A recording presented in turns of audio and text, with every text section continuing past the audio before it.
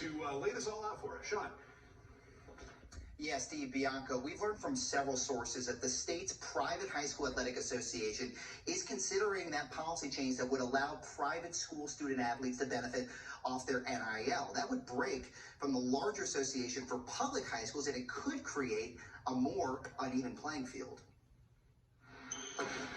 I mean, that's always been kind of like a dream for, I feel like, a lot of high school basketball players that like want to play. Luke Bush is a shooting guard for Southside Christian School in Clayton. Luke's graduating in a few months, but says a potential policy change that would let private school players like him benefit off their name, image, and likeness would have big impacts. It's going to be interesting to see how this affects how public schools are able to keep up with like Christian schools and other private schools able to recruit talent. Multiple sources telling Eyewitness News the private school board is considering the change months after a similar effort by the Public School Association was shot down by lawmakers. For Luke, who's fielding multiple college basketball offers, the draw of potential NIL earnings is real. Especially on like social media, like Instagram, like doing brand sponsors. I see a lot of my friends even do it that are in college now. Kevin Gibbs runs the IVGreatness Basketball Academy in Raleigh, where Luke's team trains.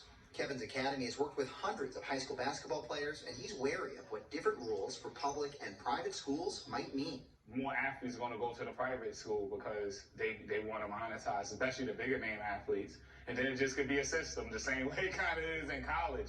Kevin's referring to the new college system that's become rife with transfers as some student athletes look for the biggest payday from their personal brands. It's just getting younger and younger. It's in AAU, it's in now, it's high school, right? And so it's a wild, wild west now, basically. Luke thinks this is just the start as pressure ratchets up on public schools to follow suit. I think that will be probably what you'll see more of, and it'll kind of make it hard for public schools, and they'll almost have to conform to the new rules.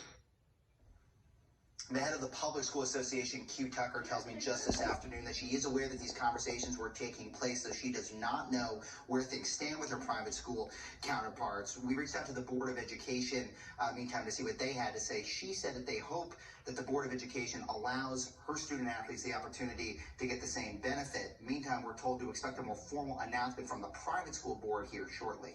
We're live in Raleigh. Sean Coffey, ABC 11. Eyewitness News. Yeah, really extraordinary implications potentially here for high school athletes. We know you'll stay on top of it. Sean, thanks.